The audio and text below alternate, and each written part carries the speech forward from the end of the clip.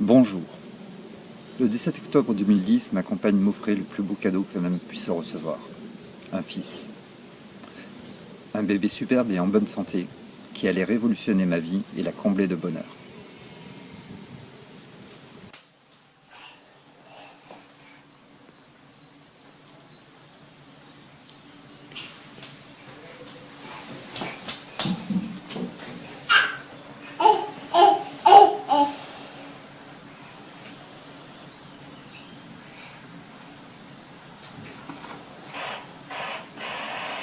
Notre bébé faisait ses nuits sans problème, mangeait très convenablement, grandissait et prenait du poids d'une façon normale selon la courbe de son carnet de santé.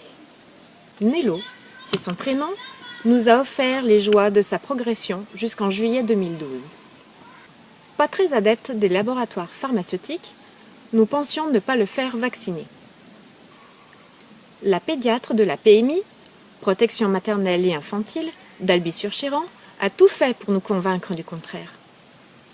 Vous prenez de grands risques face aux maladies qui le menacent et vous risquez de le désociabiliser si vous ne les vaccinez pas, sachant que les écoles et crèches obligent les vaccins. N'ayant jamais rencontré de cas d'enfants malades à cause d'un vaccin, c'est à contre-cœur que nous avons accepté après une longue réflexion. Le 3 juillet 2012, notre fils reçut sa deuxième injection de vaccin Priorix, rougeole, oreillon, rubéole. Les autres vaccins en apparence ont été bien tolérés, mais après celui-ci, il a fait une forte fièvre.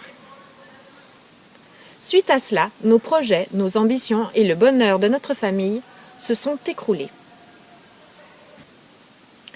Nello, courant juillet, refusait de marcher debout. Lorsqu'il progressait à quatre pattes, il mettait les pouces à l'intérieur des mains.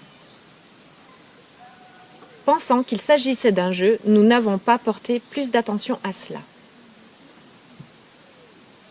Puis, peu de temps après, ses poings fermés, qu'il continua à marcher à quatre pattes, multipliant ainsi les chutes, comparables au dessin animé Bambi, quand celui-ci, petit, marche sur la glace.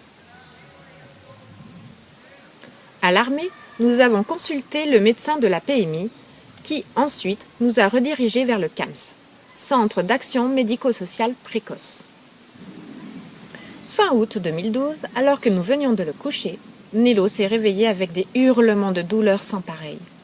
Nous l'avons donc pris dans nos bras, après lui avoir donné un antidouleur. Mais rien à faire. Il nous était impossible de détendre son corps en boule, afin de l'assouplir et de le masser. Sur ce, nous l'avons emmené aux urgences. La neuropédiatre à l'hôpital d'Annecy, avant de faire le moindre diagnostic, nous a conseillé de le vacciner contre la grippe.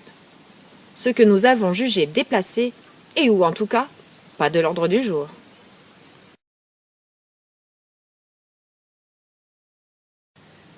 S'en est suivi une batterie d'examens, IRM, EEG, EMG, analyse d'urine, scanner, radiologie, ponction lombaire, multitude de prises de sang, des biopsies hépatiques, musculaires et de la peau.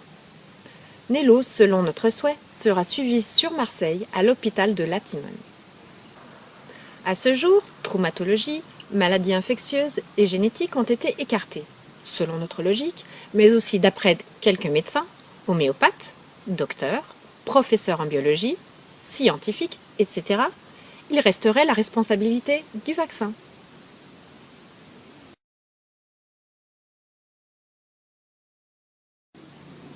Nous avons évoqué à plusieurs reprises les vaccins avec l'ensemble des professeurs, médecins généralistes, internes et neuropédiatres qui suivent notre enfant. Tous refusent d'admettre cette hypothèse et d'en parler. Il ne faut pas être psychologue pour voir un changement de comportement chez ces professionnels de la santé quand on aborde le sujet du vaccin. Ils deviennent nerveux et courtent la conversation en répondant des phrases préfabriquées comme « les vaccins c'est très bien ». Au final, aucun ne répondra de façon concrète à nos interrogations, à nos doutes et nos peurs. Discuter vaccination avec un médecin, c'est comme parler végétarisme avec un boucher, disait Georges Bernard Shaw. Tout ce que nous savons aujourd'hui, c'est ce qu'a pu révéler l'IRM du mois de septembre 2012. À l'étage subsensoriel, le volume ventriculaire apparaît augmenté avec trop belle visibilité des espaces sous-archoïdiens sans mise en boule des cornes temporales, orientant plus vers une atrophie de la substance blanche que vers une hydrocéphalie. Sachant que notre enfant, pardonnez-moi du terme, nous a été livré avec toutes les options, qu'est-ce qui a pu lui enlever la partie du cerveau dirigeant tout ce qui était moteur chez notre fils? Depuis 1 an, Nello ne marche plus, ne parle plus, ne fait plus de 4 pattes, ne joue plus, ne porte plus sa tête, ni son dos. De plus, il a des difficultés pour manger et ne sait plus boire. Il porte donc une sonde gastrostomique depuis janvier 2013, tube qui sort de l'estomac par un trou au niveau du ventre afin de l'hydrater et le nourrir convenablement.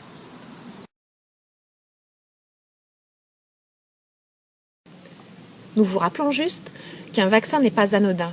Aucun examen préalable n'est effectué sur nos enfants avant de leur injecter ce cocktail de molécules et virus en tout genre. Nous sommes tous différents et n'avons pas la même façon d'assimiler la moindre molécule. De nos jours, aucune étude scientifique peut prouver que les vaccins sont sans danger. Le but de cette vidéo est de rassembler des témoignages de parents d'enfants dans le même cas, mais aussi de sensibiliser tous les parents. Nous vous remercions d'avoir pris le temps de regarder et de partager ainsi nos faiblesses que nous ne pouvons consolider en ces jours. Pour nous contacter, nello.eag@live.fr